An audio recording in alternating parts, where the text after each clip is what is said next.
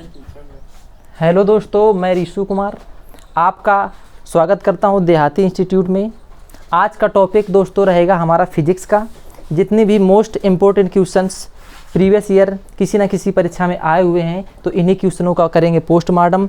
तो जुड़ जाइए दोस्तों हमारे साथ और धैर्य के साथ देखेंगे। पहला क्वेश्चन हमारा दोस्तों ये है, हर समस्या का हल और हर मेहनत का फल प्रत्येक बच्चे को ज़रूर मिलता है। तो धैर्य के साथ में लगे रहेंगे दोस्तों, पढ़ेंगे। जैसे कि हमारा पहला क्वेश्चन आज का है,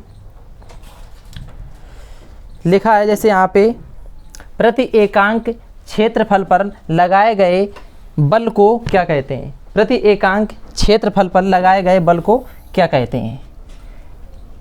तो देखो दोस्तों यहाँ पे प्रति एकांक क्षेत्रफल पर, अगर प्रति एकांक क्षेत्रफल है तो ये आपका क्षेत्रफल बनेगा। लगाए गए बल यानी कि इसमें लगेगा बल, इसको हम क्या कहेंगे, ये किसके बराबर हो जाएगा, ये दोस्तों बात कर रहा है यहाँ पे। तो ये जो आपका है फार्मूला, ये आपका P के बराबर होता है और P जो होता है वो होता है दाब बराबर। ये P जो होता है ये होता है दाब बराबर, या हम इसको कह सकते हैं S vector equal to F upon A। हम इसको ये भी बोल सकते हैं और इसको हम प्रतिबल कहते हैं दोस्तों, इसको हम प्रतिबल कहते हैं, इसको प्रतिबल कहते हैं। तो ये दोनों बनेगा हमारा, दाब का भी बनेगा और प्रतिबल का भी बनेगा। तो इसका मतलब है कि प्रतिबल भी दिया है और हमारा दाब भी दिया है और हमारा डी नंबर ऑप्शन पे दिया है ए और बी दोनों। तो हमारा आंसर जो है दोस्तों वो हो जाएगा डी नंबर। आगे अगला क्वेश्चन देखते हैं बेटा दोस्तों। दूसरा नंबर क्वेश्चन जो है ये आपके सामने, सेकेंड नंबर क्वेश्चन कह रहे हैं यहाँ पे कि जब श्वेत प्रकाश किसी पृथ्वी से, पृथ्वी नहीं यहाँ पे प्रिज्म होना चाहिए, यहाँ पे प्रिज्म होना चाहिए दोस्तों, हो जाता है मिस्टेक कभी कभी कंप्यूटर महोदय से। यहाँ पे हमारा होना चाहिए प्रिज्म, प्रिज्म। तो यहाँ बता रहे जब श्वेत प्रकाश किसी प्रिज्म से होकर गुजरता है तो वह अपने साथ अवयवी रंगों में विभक्त होता है। तो इस घटना को क्या कहते हैं, अपवर्तन कहते हैं, वर्ण विक्षेपण कहते हैं, परावर्तन कहते हैं कि प्रकीर्णन कहते हैं। तो इस घटना को तो कहते हैं वर्ण विक्षेपण, इसको कहते हैं वर्ण विक्षेपण। जैसे कि यहाँ पे दोस्तों ये हमारा है प्रिज्म, ये हमारा प्रिज्म है, इसमें डाला यहाँ से श्वेत प्रकाश, यहाँ से ये गया श्वेत प्रकाश, और श्वेत प्रकाश ऐसे प्रिज्म से होकर निकलता है तो ये अपने 7 अवयवी रंगों में विभक्त हो जाता है, 7 अपने अवयवी रंगों में विभक्त हो जाता है और इस घटना को कहा जाता है आपका वर्ण विक्षेपण। तो जैसे यहाँ पे देखेंगे, यहाँ से आपका होता है विवग्योर करके, विवग्योर। इसमें हमारा क्वेश्चन ये भी बन जाता है कभी कभी कि जो मध्य का कलर है उसे क्या कहा जाता है। तो मध्य में क्या है, जी, जी से मतलब आपका ग्रीन, ग्रीन का मतलब आपका हो जाएगा हरा। तो मध्य का अगर कलर पूछेगा इसमें तो हम कहेंगे हरा, और इस घटना को क्या कहेंगे, हम कहेंगे वर्ण विक्षेपण। अगर बात करें अपवर्तन की, तो अपवर्तन क्या होता है, तो अपवर्तन होता है कि जब कोई प्रकाश किसी एक माध्यम से दूसरे माध्यम में जाता है तो वह अपने मार्ग से विचलित हो जाता है, इस घटना को हम कहते हैं अपवर्तन। परावर्तन क्या होता है कि जब प्रकाश किसी चिकने या पॉलिशदार तल पे पकड़ता है और टकराकर वापस उसी मार्ग से लौट जाता है तो उस घटना को हम कहते हैं परावर्तन। प्रकीर्णन क्या होता है, प्रकीर्णन होता है जैसे कि प्रकाश आपका, आपने सुना होगा, समझा होगा, जैसे इसका मतलब ये होता है मोटाई से, मोटाई से मतलब कितने दूर यहाँ पे मतलब गैप कर रहा है, कहाँ पे थोड़ा सा नज़दीक आ रहा है, कहाँ पे दूर जा रहा है, ये सब चीज़ें आपकी प्रकीर्णन के अंतर्गत आती हैं। तो अगला क्वेश्चन हमारा दोस्तों रहेगा, देखो तीसरा नंबर क्वेश्चन है ये, लिखा है निम्नलिखित में से कौन सा उपकरण यांत्रिक ऊर्जा को ध्वनि ऊर्जा में बदलता है। कौन सा उपकरण आपका है जो यांत्रिक ऊर्जा को ध्वनि ऊर्जा में बदलता है। तो इस उपकरण को क्या कहेंगे, देखो सितार, डायनेमो या लाउड स्पीकर या मोमबत्ती। तो इसका जो आंसर हो जाएगा, कह रहा है यहाँ पे कौन सा उपकरण है, ये सारे हमारे उपकरण है, कह रहा है यांत्रिक ऊर्जा को बदलेगा ध्वनि ऊर्जा में। है तो यंत्र लेकिन ये किस में बदल देगा, आपका ध्वनि बदल देगा। तो इसको हम कहेंगे सितार, आंसर हमारा बन जाएगा सितार। डायनेमो क्या होता है, डायनेमो जो हमारा होता है ये यांत्रिक ऊर्जा को विद्युत ऊर्जा में बदलता है। ये हमारा यांत्रिक ऊर्जा को, ये यांत्रिक ऊर्जा को विद्युत ऊर्जा में बदल देता है, विद्युत ऊर्जा में बदलता है। बात करेंगे लाउड स्पीकर। लाउड स्पीकर क्या होता है? ये आपका विद्युत ऊर्जा को ध्वनि ऊर्जा में बदलता है। ये आपका विद्युत ऊर्जा को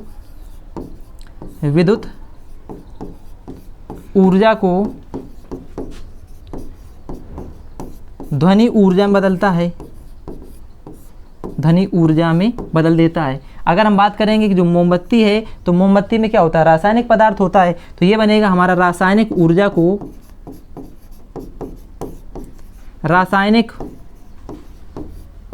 को प्रकाश व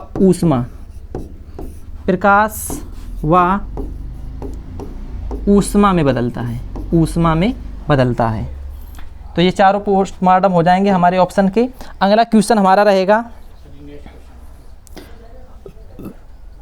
नेक्स्ट क्वेश्चन हमारा ये है, पढ़िए दोस्तों। लिखा है यहाँ पे वायुमंडल किस विधि के द्वारा गर्म होता है। तो वायुमंडल जो है पूछ रहे हैं यहाँ पे किस विधि के द्वारा गर्म होता है, उसको क्या कहा जाता है वो बताना है। तो हम यहाँ पे बात करेंगे जो आपका ऊष्मा संचरण होता है, ऊष्मा संचरण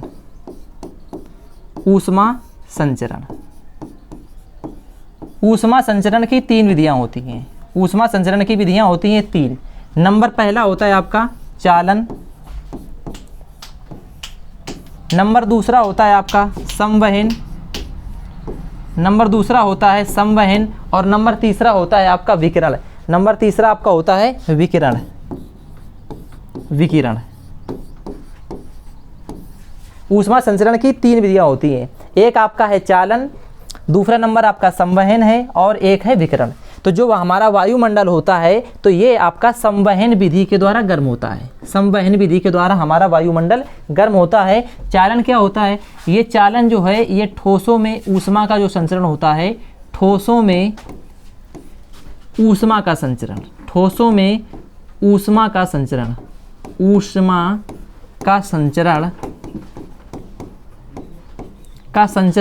वो चालन विधि के द्वारा होता है। सेकेंड नंबर जैसे हम यहाँ पे बात करेंगे जो विकिरण है, तो विकिरण में क्या होता है? ये आपका होता है द्रव व गैसों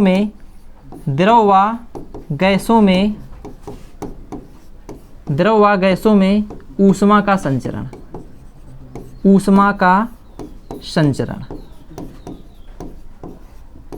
इस विधि को कहा जाता है आपका विकिरण। और संवहन विधि के द्वारा हमारा वायुमंडल होता है गर्म। अगला क्वेश्चन हमारा दोस्तों आपके सामने आपकी स्क्रीन पर लिखा है, भौतिक पदार्थ के वर्गीकरण के कितने भेद होते हैं। जो भौतिक पदार्थ होते हैं इनके वर्गीकरण के यहाँ पे पूछ रहा है कि भेद कितने होते हैं, ये बताना है। भौतिक पदार्थों के वर्गीकरण के कितने भेद होते हैं, इसको बताना है। तो जो भौतिक पदार्थ होते हैं आपने पढ़ा होगा, इसके 3 भेद होते हैं, मुख्यतः 3 भेद होते हैं। चौथा हम मानते हैं आपका और अलग, 5वां और अलग, उसकी हम बात करेंगे दोस्तों अभी यहाँ पे। तो जो मुख्य भेद होते हैं भौतिक पदार्थों के वर्गीकरण के, मुख्य जो भेद होते हैं वो हमारे 3 भेद होते हैं। कितने होते हैं? 3 होते हैं। पहला नंबर आपका होता है जैसे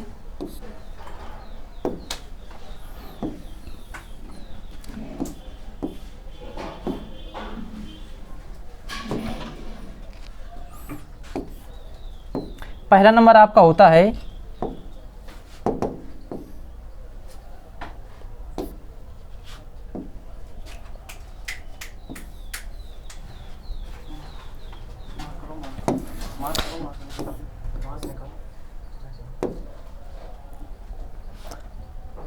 तीन भेद होते हैं इसके।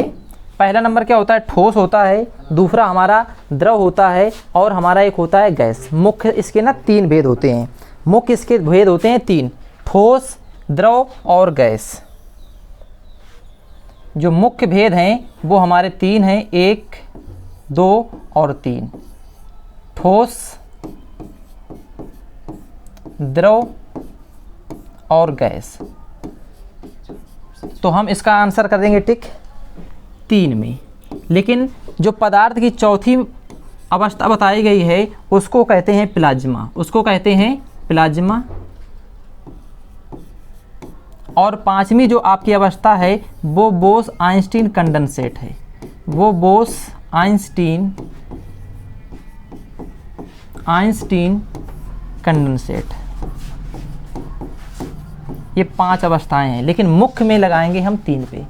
इसी के साथ हमारा नेक्स्ट क्वेश्चन है आपकी स्क्रीन पर, ये देखो यहाँ पे दिया गया है, कह रहा है किसके अभाव के कारण कोई वस्तु वृत्ताकार मार्ग पर नहीं चल सकती है। किस अभाव के कारण, क्या ना हो तो हमारी जो वस्तु है वो वृत्ताकार मार्ग पर नहीं चल सकती है, ये क्वेश्चन है। तो उसको क्या कहते हैं, केंद्रीय बल कहते हैं कि अपकेंद्रीय बल कहते हैं कि अनुदैर्घ्य कहते हैं कि अनुप्रस्थ कहते हैं। तो इसको हम कहते हैं अभिकेंद्रीय बल, और अभिकेंद्रीय यहाँ पे न लिखकर लिखा है अपकेंद्रीय बल, तो हम टिक इसको करेंगे। लेकिन होता क्या है, अभिकेंद्रीय बल होता है, अभिकेंद्रीय बल, अभिकेंद्रीय बल, अभिकेंद्रीय बल, ये हमारा टिक सही होगा। और अभिकेंद्रीय बल का एक फार्मूला भी होता है दोस्तों, ये होता है आपका F बराबर mv²/r। ये हमारा अभिकेंद्रीय बल का क्या फार्मूला है। तो अगर ये नहीं होगा तो कोई भी जो वस्तु है वो वृत्ताकार मार्ग पर नहीं चल सकती है। ठीक है, इसी के साथ में हमारा अगला क्वेश्चन दोस्तों है आपके सामने, ये आपके स्क्रीन पर ये लिखा है, ऊर्जा का CGS मात्रक क्या है। ऊर्जा का CGS मात्रक पूछा गया है।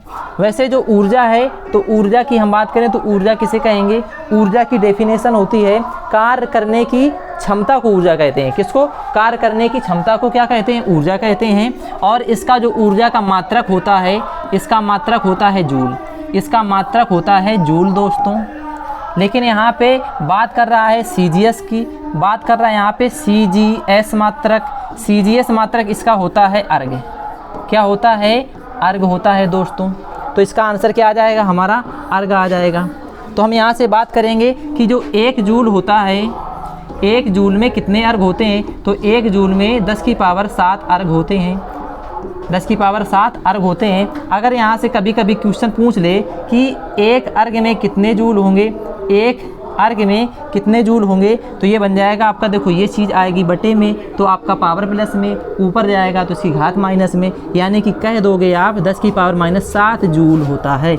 एक अर्घ में जूल पूछेगा तो बताएंगे 10⁻7, और 1 जूल में अर्घ कहेगा तो 10⁻7।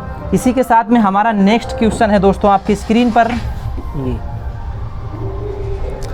देखो लिखा है, संवेग को दोगुना करने पर गतिज ऊर्जा कितने गुना हो जाएगी। क्या कह रहे हैं यहाँ पे, संवेग को क्या करना है, दोगुना, तो कह रहा है गतिज ऊर्जा जो वो कितने गुना हो जाएगी। संवेग को करेंगे दोगुना तो गतिज ऊर्जा कितने गुना हो जाएगी। तो वैसे बात करेंगे, अगर संवेग की बात कर रहा है तो संवेग का फार्मूला हमारा P = mv होता है। P = क्या होता है, mv, ये हमारा संवेग होता है, संवेग।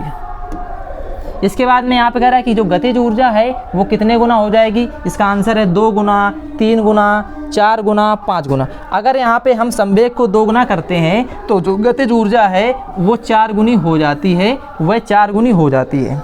यहाँ पे अगर हम बात करें कि गतिज ऊर्जा, तो गतिज ऊर्जा का फार्मूला होता है, गतिज ऊर्जा बराबर 1/2 mv², 1/2 mv²। इसको हम कहेंगे KE, कैनेटिक एनर्जी भी वो कह सकते हैं। ठीक है, इसके साथ में हमारा नेक्स्ट क्वेश्चन है दोस्तों आपकी स्क्रीन पर, ये लिखा है आपके सामने, लेंस की फोकस दूरी के व्युत्क्रम को क्या कहते हैं। लेंस की फोकस दूरी अगर हम उसका व्युत्क्रम कर दें तो उसे क्या कहेंगे। लेंस की फोकस दूरी को अगर व्युत्क्रम कर देंगे तो उसे क्षमता कहेंगे, कि हम डायोप्टर कहेंगे, कि उत्तल लेंस कहेंगे, कि अवतल लेंस कहेंगे। तो यहाँ पे देखो कह रहा है लेंस का, अगर यहाँ पे कह रहा है फोकस दूरी, लेंस की फोकस दूरी क्या f, और उसका हम व्युत्क्रम कर देंगे तो 1/f क्या बन जाएगा, 1/f बन जाएगा। और ये कह रहा है कि ये क्या होता है, तो इसको हम क्षमता कहते हैं। इसको क्या कहते हैं, क्षमता कहते हैं। लेंस की क्षमता जो होता है P बराबर, लेंस की क्षमता जो P बराबर है वो 1/f होता है। ये हमारी लेंस की क्षमता का फार्मूला होता है। और इसका जो मात्रक है डायोप्टर होता है, डायोप्टर। और इसे हम डी से इंडिकेट करते हैं, इसको हम डी से इंडिकेट करते हैं। अगर हम बात करेंगे उत्तल लेंस क्या है, तो उत्तल लेंस जो है आपका लेंस की क्षमता। अगर हम बात करेंगे जो उत्तल लेंस है, तो उत्तल लेंस क्या होता है भाई, उत्तल लेंस क्या है भाई, जैसे उत्तल लेंस की अगर बात करेंगे, जैसे अवतल लेंस है, इनकी हम बात करेंगे, तो जो उत्तल लेंस होता है ये आपका क्या होता है, बीच में आपका उभरा हुआ होता है और किनारों पर क्या होता है, धंसा हुआ होता है, ठीक है। और ये क्या करता है, जैसे आपने बचपन में देखा होगा है ना, कि जैसे कहते थे कागज़ जला देंगे, बच्चे कहते कागज़ जला देंगे है ना, तो कागज़ जलाते इसका मतलब ये होता है कि ये फोकस दूरी को एकत्रित करके और एक बिंदु पर केंद्रित करती है, जिससे क्या होता है ना, कागज़ जल जाता है। जल क्या, जब वो हीट मारेगा तो जल ही जाएगा, ठीक है। तो ये आपका होता है, और ये लगा कहाँ होता है, जैसे गाड़ियों के साइड शीशे में ये लगा होता है आपका, ठीक है। जैसे अवतल लेंस की बात करेंगे तो ये ना, ये थोड़ा फैलाव करती है, ये ना एकत्रित ना करके ये सब अवशोषित करने के बाद में ना इसको विस्तार होता है ऐसे। ये कहाँ पे लगा होता है, जैसे नाई आई की दुकानों पर, ठीक है। नाक, आंख, दांत, ये ना डॉक्टर लोग ये रखते हैं, टार्च आर्च में इसका उपयोग होता है, ठीक है। तो इसकी हम बात करेंगे। इसके बाद में अगला क्वेश्चन दोस्तों हमारा है आपकी स्क्रीन पर, ये लिखा है किसका एसआई मात्रक वाट है। कह रहा है किसका एसआई जो मात्रक है वो वाट है, तो ये पूछ रहा है। तो आपको मालूम होगा, बताइए भाई। देखो यहाँ पे कह रहा है प्रतिरोध का है कि शक्ति का है कि आवेग का है कि बल का है, तो ये हमारा आंसर हो जाएगा शक्ति। क्या बन जाएगा हमारा, शक्ति बन जाएगा। शक्ति का फार्मूला होता है P बराबर W/T, P बराबर W/T, ये हमारा शक्ति का फार्मूला होता है, ठीक है। तो प्रति एकांक समय पर किए गए कार्य को हम क्या कहेंगे, शक्ति कहेंगे। क्या कहेंगे, प्रति एकांक समय पर किए गए कार्य को दोस्तों कहेंगे हम शक्ति, जो P = W/T होता है। तो इसका आंसर हमारा हो जाएगा शक्ति। ये प्रतिरोध क्या होता है, ओम प्रतिरोध। इसके बाद में आवेश की बात करेंगे तो आवेश कूलाम का मात्रक होता है। बल की बात करेंगे तो बल किसका होता है भाई, ये आपका बल का मात्रक जो है वो न्यूटन होता है। आवेश आपका होता है कूलाम का, प्रतिरोध आपका होता है ओम का। इसके साथ में हम अगले क्वेश्चन की बात करेंगे दोस्तों। आपकी स्क्रीन पर हमारा अगला क्वेश्चन है, ये देखो लिखा है आपका कार्य करने की दर को क्या कहते हैं। कार्य करने की जो दर होती है उसे हम क्या कहेंगे, ये पूछ रहा है। अभी हमने बताया था कार्य करने की शक्ति को कुछ कहा जाता था। कार्य करने की शक्ति को कहते थे, क्या कहते थे, या क्षमता को मान लो, कार्य करने की क्षमता को ऊर्जा कहते थे। ये कह रहा कार्य करने की दर को क्या कहेंगे, तो कार्य करने की दर को ऊर्जा कहेंगे कि शक्ति कहेंगे कि वेग कहेंगे कि बल कहेंगे। तो आंसर बनेगा हमारा शक्ति। हमारा इसका आंसर क्या बन जाएगा, शक्ति। अगर हम बात करेंगे ये ऊर्जा क्या है, तो ये कार्य करने की क्षमता को कहते हैं। कार्य करने की क्षमता को क्या कहेंगे, ऊर्जा कहेंगे। और कार्य करने की दर को हम कहेंगे दर, इस वजह से क्योंकि इसका फार्मूला नहीं होता है P = W/T, W/T। तो प्रति एकांक समय पर किए गए कार्य को क्या कहेंगे, शक्ति कहेंगे। इसके बाद में अगला क्वेश्चन है हमारा दोस्तों आपके स्क्रीन पर, ये पढ़िए और बताइए इसका आंसर जल्दी से। लिखा है एक वस्तु की स्थितिज ऊर्जा में इसकी खाली स्थान के साथ वृद्धि होती है। किसके साथ में वृद्धि होती है, तो ये बताना है किसके साथ में वृद्धि होती है आपकी स्थितिज ऊर्जा में। लिखा है ऑप्शन हमारे पास है वेग, ऊंचाई, विस्थापन, दूरी। तो पहले हम बात करेंगे अगर स्थितिज ऊर्जा। स्थितिज ऊर्जा क्या है, PE = mgh। PE आपका पोटेंशियल एनर्जी है जिसको हम स्थितिज ऊर्जा कहते हैं। m हमारा मास है, द्रव्यमान है। g हमारा गुरुत्वीय त्वरण है और h हमारी हाइट है। h हमारी क्या है, हाइट है। और स्थितिज ऊर्जा की बात कर रहा है। तो अब स्थितिज ऊर्जा ना किस पर बढ़ता है, अच्छा स्थितिज ऊर्जा में क्या वेग का क्या काम है भाई, अच्छा विस्थापन, दूरी।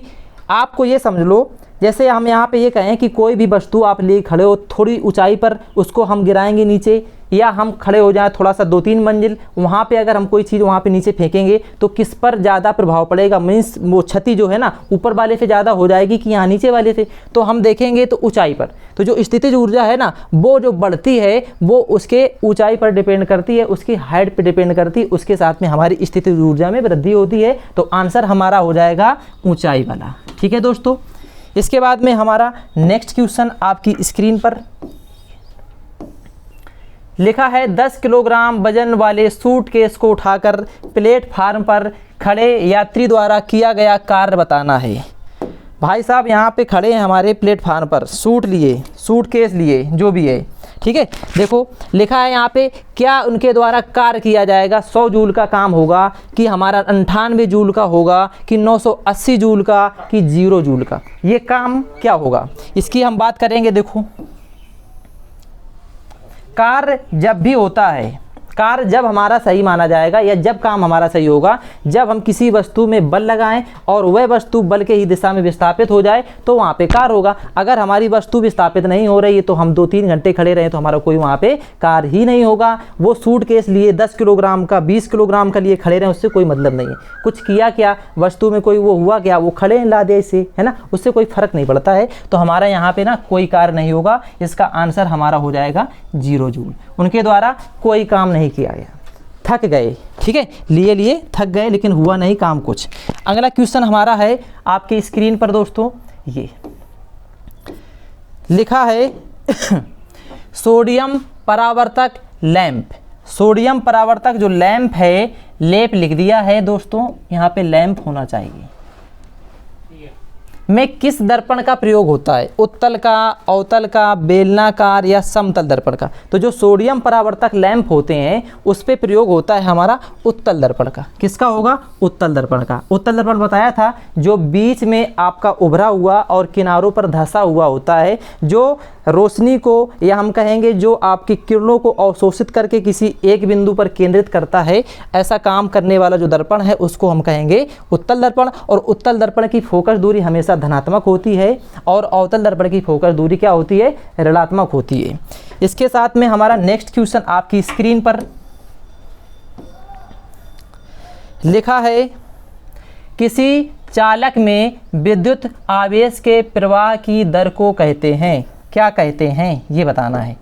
कोई चालक है जिसमें विद्युत आवेश की प्रवाह की दर वहाँ पे बह रही है तो उसे हम क्या कहेंगे, अमीटर कहेंगे, वोल्ट मीटर कहेंगे, विद्युत धारा कहेंगे, ट्रांसफार्मर कहेंगे, क्या कहेंगे। तो इसका आंसर हमारा बन जाएगा विद्युत धारा। विद्युत धारा ये हमारा फार्मूला एक होता है R = V/I। ये होता है आपका R, ओम बराबर V/I, ठीक है। यहाँ से अगर हम I का मान निकालेंगे तो I बराबर आपका V/R बन जाएगा, ये बनेगा। तो अगर यहाँ पे कोई भी चालक है और उसमें विद्युत आवेश की दर अगर प्रवाहित हो रही है तो उसको हम कहते हैं, या आवेश के प्रवाह होने की दर को हम कहते हैं विद्युत धारा कहेंगे दोस्तों। तो इसका आंसर हमारा बन जाएगा विद्युत धारा। अगला क्वेश्चन आपकी स्क्रीन पर देखो लिखा है, जैसे यहाँ पे हमारा सेकंड क्वेश्चन है अगला, न्यूट्रॉन की खोज चैडविक द्वारा कब की गई। किसकी खोज भाई, न्यूट्रॉन की खोज पूछ रहा है दोस्तों। सारे के सारे क्वेश्चंस इंपॉर्टेंट हैं हमारे और कहीं ना कहीं आए हुए हैं और किसी न किसी परीक्षा में ऐसे क्वेश्चंस पूछे जाते हैं। तो धैर्य रखेंगे और टिक करते चलेंगे, नोट करते चलेंगे अपनी कॉपी पे। देखो यहाँ पे कह रहा है न्यूट्रॉन की खोज चैडविक द्वारा कब की गई। तो यहाँ पे बात करेंगे हमारा जैसे होता है इलेक्ट्रॉन, हमारा प्रोटॉन होता है, प्रोटॉन, और हमारा होता है न्यूट्रॉन, और है हमारा न्यूट्रॉन। तो यहाँ से सबसे पहले अगर इलेक्ट्रॉन की बात करें तो इलेक्ट्रॉन की खोज किसने की थी, जे थॉमसन।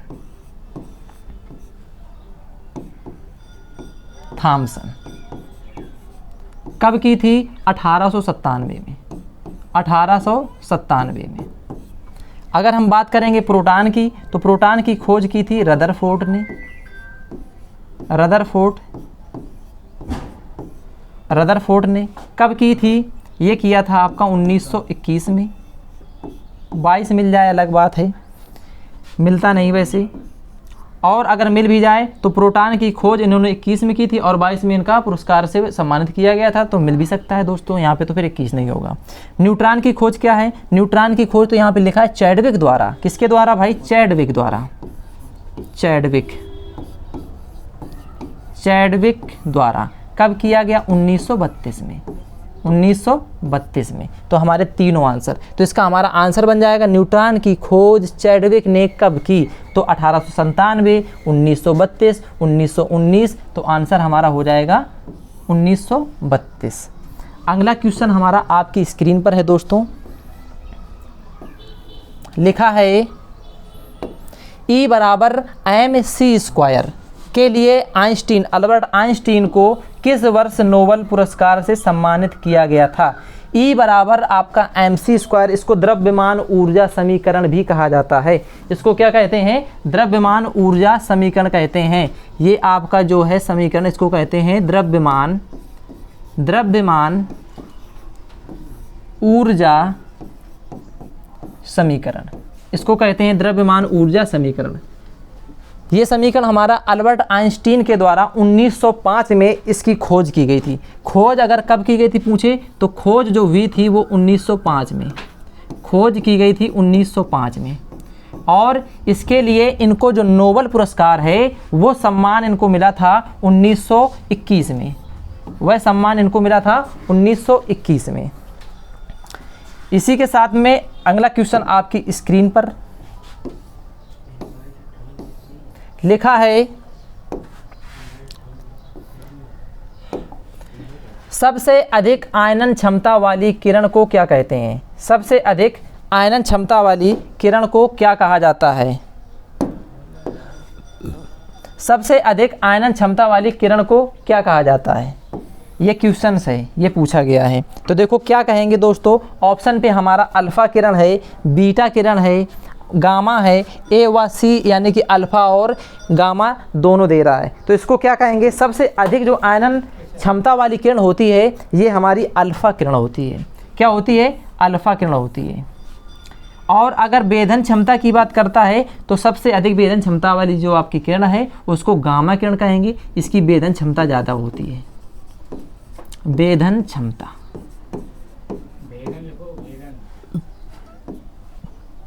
और ये हमारा बनेगा अल्फा किरण। इसका आंसर हमारा बन जाएगा अधिक आयनन ऊर्जा वाली या अधिक आयनन क्षमता वाली जो किरण है उसको कहेंगे हम अल्फा किरण। और इसकी वेधन क्षमता या भेदन क्षमता, भेदन भी मिलता है कहीं कहीं दोस्तों, तो भावी हो सकता है यहाँ पे। ठीक है, इसके बाद में हमारा नेक्स्ट क्वेश्चन आपकी स्क्रीन पर देखो, ये लिखा है। क्या लिखा है यहाँ पे? 10 की पावर -6 किसके बराबर है? किसके बराबर है नहीं पता है, निकालेंगे भाई साहब, बताएंगे। लिखा है 10 की पावर जो -6 है ये किसके बराबर होता है? गीगा के, नैनो के, मेगा के कि माइक्रो के?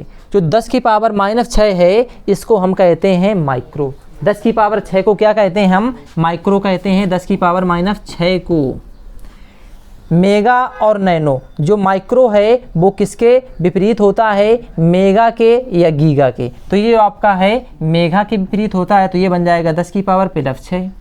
जो आपका नैनो है, नैनो में आपका 10 की पावर -9 होता है। जो आपका गीगा है ये 10 की पावर +9 होता है। तो हमारा आंसर बन जाएगा डी नंबर। 10 की पावर -6 किसके बराबर होगा? माइक्रो के। और जो आपका मेगा में 10 की पावर +6 होगा, नैनो में 10 की पावर -9 होगा और आपका गीगा में 10 की पावर +9 होगा। धैर्य रखे रहेंगे दोस्तों और एकदम जुड़े रहेंगे आपके साथ में, और इसका आंसर हमारा हो जाएगा डी नंबर। इसके बाद में अगला क्वेश्चन आपकी स्क्रीन पर आपके सामने लिखा है यहाँ पे 1 किलोवाट घंटा कितने जूल के बराबर है? 1 किलोवाट जो घंटा है वो कितने जूल के बराबर है ये पूछा गया है। तो देखो भाई, निकालेंगे कितने जूल के बराबर होगा। कह रहे हैं यहाँ पे 1 किलोवाट घंटा जूल में कह रहा है व्यक्त करेंगे, तो हमारे ऑप्शन से क्या बन जाएंगे? 36 × 10 की पावर 6 जूल, या हम 3.6 × 10 की पावर 5 जूल कहेंगे, या 36 × 10 की पावर 5 बोलेंगे, या हम बोलेंगे 3600 जूल। तो इसको निकालेंगे। देखो जैसे यहाँ पे लिखा है 1 किलोवाट घंटा, तो 1 किलो जो आपका होता है तो 1 किलोवाट में 1000 वाट, 1000 वाट। इसके बाद में ये लिखा है घंटा। घंटा को अगर हम बदल देंगे किस में? मिनट में, तो कितने गुणा कराएंगे? 60। और इसको अगर हम बदल देंगे सेकेंड में तो गुणा हो जाएगा फिर 60 का। और अगर इसको हम सॉल्व करेंगे तो ये बन जाएगा आपका 6 6 36, और यहाँ पे जीरो की संख्या 2 और 3 5, तो गुणा हम कर देंगे 10 की पावर 5। ये हमारा आंसर आ जाएगा किस में? जूल में। ये आंसर हो जाएगा जूल में। अगर मिल जाए तो ठीक है, नहीं तो क्या कभी कभी ऐसा मिलता है 3.6 गुणा 10 की पावर 6 जूल। जो ऑप्शन मैच करेगा लगा देंगे। देखो 36 गुणा 10 की पावर 5 जूल कहीं लिखा है क्या? 36 गुणा 10 की पावर 6 है, 36 गुणा 10 की पावर 5 है, तो हमारा आंसर क्या बन जाएगा? C number. अगर ये हमारा कहीं मिलता तो इसमें हो जाता क्या? 3.6, लेकिन पावर यहाँ पे 6 होना चाहिए। 3.6 तो है लेकिन पावर 5 है, तो हमारा गलत हो जाएगा। तो हमारा बनेगा कौन सा? सी। इसके बाद में अगला हमारा नेक्स्ट क्वेश्चन आपके सामने प्रस्तुत है दोस्तों। तो मेरे क्वेश्चंस ख़त्म, इसके बाद में मिलेंगे अगले वीडियो में। तब तक के लिए नमस्कार, जय हिंद। मेरा चैनल सब्सक्राइब करो, लाइक करो और जुड़े रहेंगे दोस्तों।